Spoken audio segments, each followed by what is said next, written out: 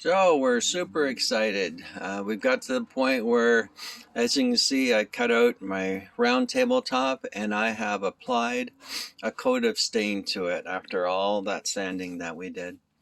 Um, I think it's just marvelous. It's a great sturdy piece of wood, 36 inches around, and solid as can be, and great stain, great grain to the wood. I think it's going to be super.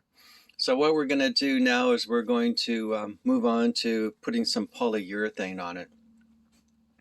And what I'm going to use for this is this polyurethane right here.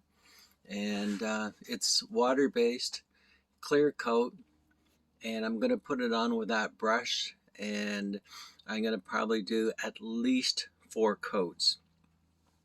It's quick dry, so I can probably do 3 coats today. I'm going to do 2 coats, and then I'm going to do a very light sanding, probably with 1,000 grit sandpaper, almost like polishing it. And then I'll do another one, a sanding, and then a 4th one. I probably won't touch the 4th one after I put it on. I'm just going to put it on with this brush. You're going to put on a very thin coat, very thin. You don't need a lot on the paintbrush. Otherwise it'll just pool on the wood and look awful. So thin, multiple coats. And this paintbrush is just a utility paintbrush that I picked up at the Restore for $1, I think it was. The other thing I did too is this is the stain that I used. I think one was a Minwax, and I think that's oh geez, what, just a different brand, but from a box store. I was going to use this one exclusively, but it was a little bit too dark, so I mixed it with this one, which is a little bit lighter, to get the color that I wanted for this right here. And when you apply a stain, all it is basically, dip a rag in the jar, any rag, a nice white one would do. Dip a rag in the jar and just rub it into the wood. Rub it in, rub it off until you get the texture. The more you leave on, obviously, the darker it's going to be. But for me, I just rub it right into the wood till I get the right consistency that I want. So I'm very happy with that.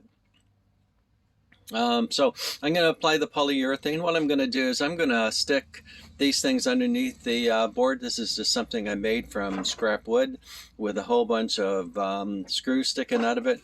I put it underneath my piece so it has air to get underneath it while it dries. You can go out and buy fancy little things like this, but don't bother. Just make something of your own. Whenever you get some wet piece of wood, just put it on top and it'll sit right on top. The little points don't obstruct the finish that you just put on it, and it gets it off the surface and allows it to dry underneath.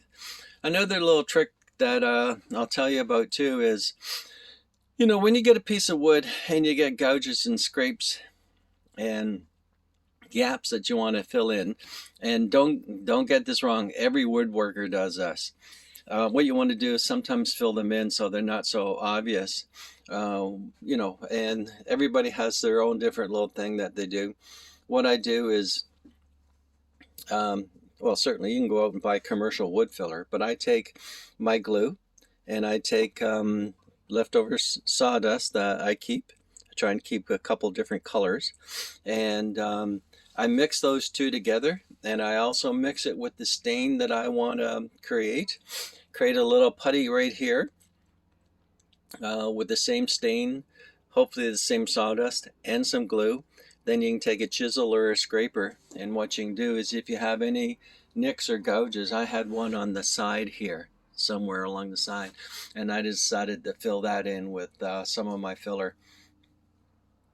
It's you do those types of things, or you just sand it, keep on sanding it to make it work. So my process now is to take my polyurethane and to start to apply some coats onto this, and believe me, it's going to turn out just fabulous. Thanks for watching.